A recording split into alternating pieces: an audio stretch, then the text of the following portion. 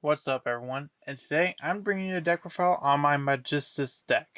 Now, Magistus is a deck that came out of Genesis Impact alongside the Drytron and Live Twins, and it's not as good as Drytron, obviously, but it's got a pretty few unique kind of interactions. And the one very cool thing about this deck, you can do link.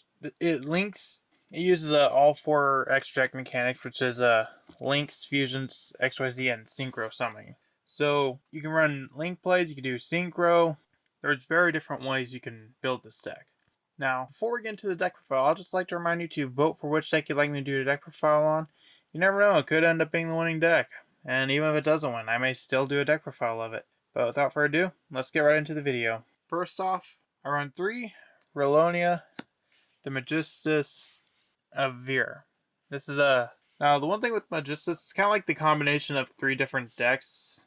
That was like Invoked, Endymion, and Witchcrafter, as well as one other, I think, Zora. I don't know which one that one's kind of based off. Maybe Fire Fist. I don't know. Now the Magistus have some pretty unique effects because it's a kind of like an equipped deck. And Relonia, when it's normal special summon, you can activate one of these effects, either add one Magistus spell trap from deck to hand, or return one of your banished level 4 or lower spellcaster monsters to the graveyard. You can banish this card from your graveyard and target one Magistus monster you control, equip one Magistus monster from your graveyard to it, except a level 4 monster. So it's pretty good to search out your spells and traps, as well as set up your equip plays, and also get some of your banished cards back. Next, I run 3 Zora, the Magistus of Flame. This one allows you to target a Magistus monster you control, equip one Magistus monster from your extra deck. If this card becomes equipped to a Magistus monster card, you can special summon one level 4 spellcaster monster from your hand or graveyard in defense position, except Zora Magistus of Flame, but negate its effects. This essentially allows you to do the equipping strategy, but from your extra deck. And all the Magistus extra deck monsters gain additional effects. All the Magistus extra deck monsters have effects when they are equipped to a monster. Man, I'm struggling over my words right now. Next, I run 3 Crowley. That's like the invoked kind of like replica thing. This allows you to send one spellcaster monster from your hand or face the field to the grave to special summon this card from your hand, so it can get itself from the hand to the field. You can declare one attribute. This card becomes that attribute until the end of this turn. You can banish this card from your graveyard, target a Magistus monster you control, equip one Magistus monster from your graveyard to it. So you can change this attribute, which is cool. Not really the biggest, most useful effect. You mainly want it for the fact that it can special summon itself from the hand. And we also run some other spellcasters that you can use as like discards, such as Effect Veiler, Droll, and some other cards. I also run 2 Endymion, Magistus of Mastery, and that one's pretty obvious because it says in the name, Endymion. You can target one Magistus monster you control, equip one Magistus monster from your extra deck to it, so the same as Zora. And you can target a face-up spell you control, destroy, and if you do, draw one card, so it's also got a bit of a draw power to it. Also run 3 Summoner Monk. Summoner Monk is a card that's essentially good for decks that run a lot of level 4s, because you discard a spell to special summon a level 4 from your deck. And you do run a lot of spells, so that won't be a problem. Also run 2 Perform Mage Hat Trigger. Hat Trigger can special summon itself from the hand if you like control. Let's see, what was it? If you control 2 or more monsters, which isn't too difficult. I also run 3 Ash Blossom and Joyous Spring.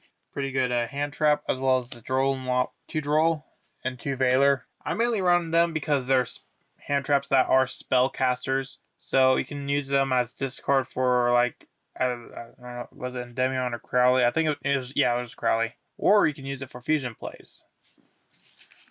Moving on to the spells. I run 3 Trismegistus. The first time each Magistus monster is equipped with an equipped card that would be destroyed by a battle each turn, it is not destroyed, so a little bit of protection. That's not mainly what you use it for.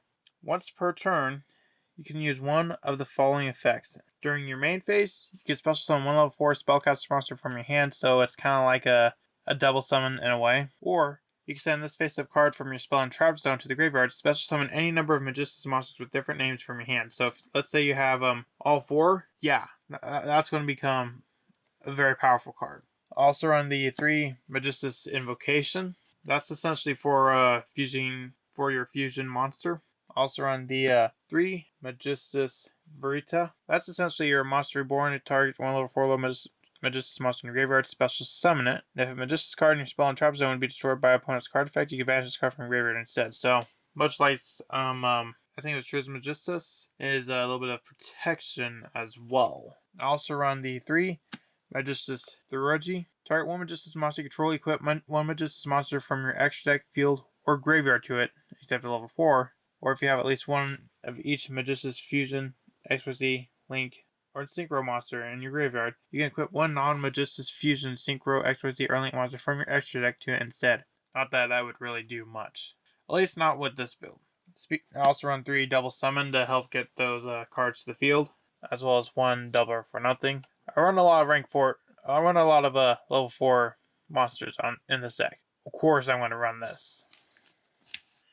Moving on to the spells, I run 3 Artemis Magistus Moon Maiden.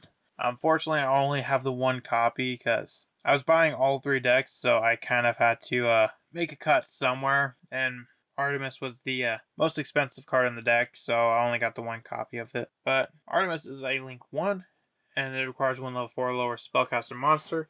If another Magistus monster is normal special summoned while you control this monster, you can target one of those monsters, equip this card you control to it.